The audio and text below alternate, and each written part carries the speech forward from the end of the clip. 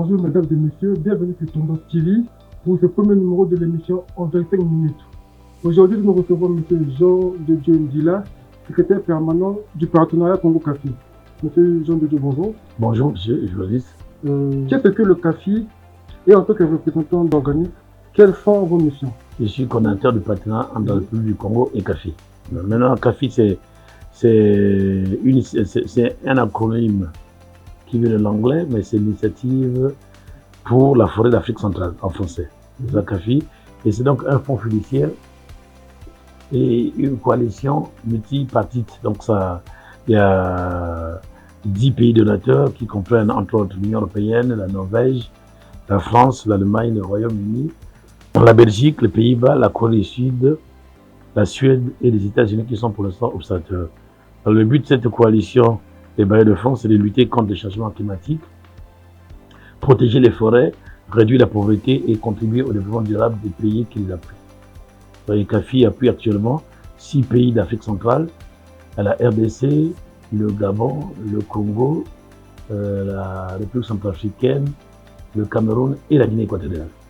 Alors, en octobre 2019, une note d'intention a été signée entre le président de la République du Congo, Denis Sassou Nguesso, et le président de la République française, Emmanuel Macron. Sur ce point, M. Jean de Dieu Ndila, quels en sont les engagements et les objectifs de la lettre d'intention?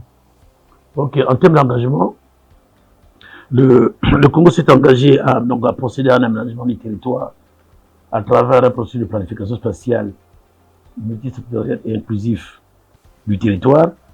Le Congo s'est engagé à mener les orientations sur les activités agricoles dans les zones de savane, en préservant, en limitant la déforestation.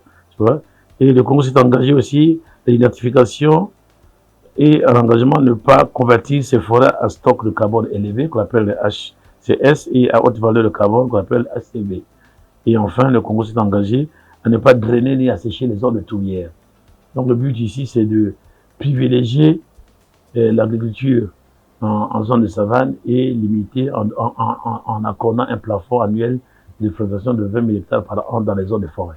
C'est ce qu'on appelle la fameuse zéro. Depuis la mise en exécution de cette collaboration dont vous venez d'évoquer, quelles sont les différentes étapes déjà réalisées et en cours de mise en œuvre?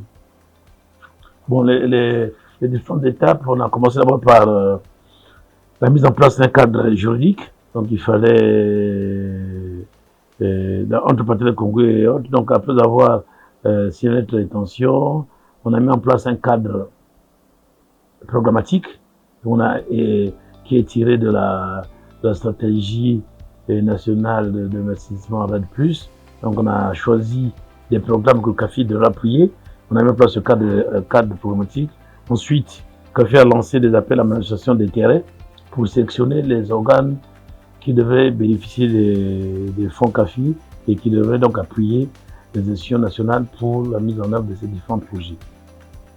Et une exigence que CAFI avait demandé au Congo, c'était d'abord de mettre en place un cadre juridique. Donc il fallait un décret du Premier ministre qui mettait en place les organes du partenariat qui sont le comité interministériel, le comité de pilotage, le secrétariat permanent que nous coordonnons et les agences de mise en œuvre et les entités opérationnelles. Monsieur le secrétaire, qui dit forêt en Afrique centrale pense sans doute aux populations autochtones et aux populations défavorisées. 2 millions d'hectares de la forêt tropicale d'Afrique centrale ont disparu entre 2015 et 2020 et 1,5 million d'arbres dégradés. Sachant que 40 millions dépendent de la forêt d'Afrique centrale pour se nourrir, se loger, se soigner et pour aussi une vie spirituelle. À ce niveau, qui sont les véritables bénéficiaires? Quelle couche de la population a droit au soutien du CAFI? Ok. Les principaux bénéficiaires des projets appuyés par le CAFI sont donc les communautés locales et les populations autochtones. C'est ça ce qu'on appelle souvent les CLPA. Et donc le but c'est de lutter contre la déforestation en limitant donc la déforestation et en développant, en donnant donc des revenus à ces populations, les communautés. Les projets CAFI mis en œuvre, c'est pour permettre aux populations locales et aux peuples autochtones de pouvoir préserver la forêt et en même temps pouvoir avoir des activités génératrices de revenus. Donc le but c'est celui-là, c'est nous sommes déjà un pays qui a tout de façon le plus faible, mais encourager les gens à faire donc des activités agricoles en zone de savane, et pour ceux qui sont en zone de forêt, c'est apporter des mesures incitatives pour que les gens dégradent moins la forêt et permettre, pour ceux qui vivent, hein, nous avons 3-4 départements qui sont forestiers, et dans ces départements forestiers, on autorise quand même, il y a des zones dégradées, où donc CAFI va encourager les gens à mettre en place des initiatives de production agricole innovantes qui permettent de moins attaquer la forêt, donc des techniques d'agriculture de conservation, agroforesterie, agriculture biologique, et autorise quand même, il y a une cible qui autorise un taux de déforestation annuel de 20 000 hectares par an. On parle d'un montant de 65 millions de dollars attribués par le CAFI pour mener avec ses objectifs. Lors de la table ronde organisée en décembre dernier, entre les partenaires du dit projet, plusieurs objectifs étaient à l'ordre du jour. Entre autres, assurer une compréhension commune des cibles fixées par la lettre d'intention, expliciter des concepts mal compris par l'opinion, collecter les attentes de chaque département ministériel sur ce partenariat. À ce sujet, monsieur, quelles sont vos attentes envers le gouvernement congolais?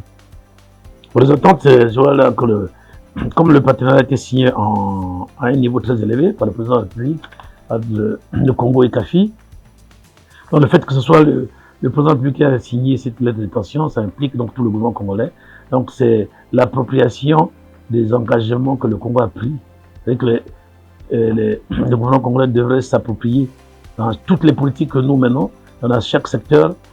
On devrait savoir que le Congo s'est engagé auprès des bailleurs de fonds pour lutter contre le changement climatique, pour lutter contre la déforestation, et donc tenir compte dans toutes les politiques de développement sur ces engagements. C'est-à-dire que si on dit qu'il ne faut pas déforester, il faut protéger la forêt, il faudrait qu'en voulant se développer, que chaque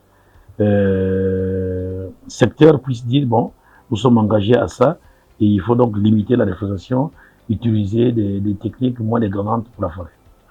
Alors, pour terminer, M. Jean-Didier Ndjila, que pouvons-nous attendre de l'année 2025 pour le CAFI?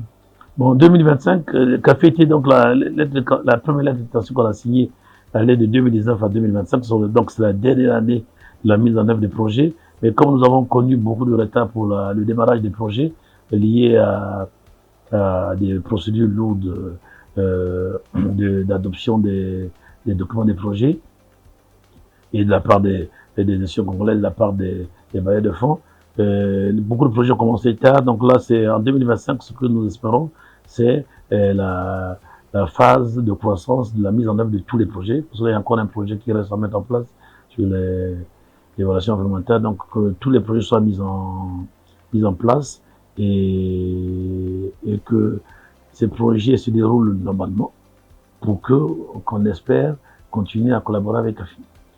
Merci, M. Jean-Didier Ndjila. Merci beaucoup.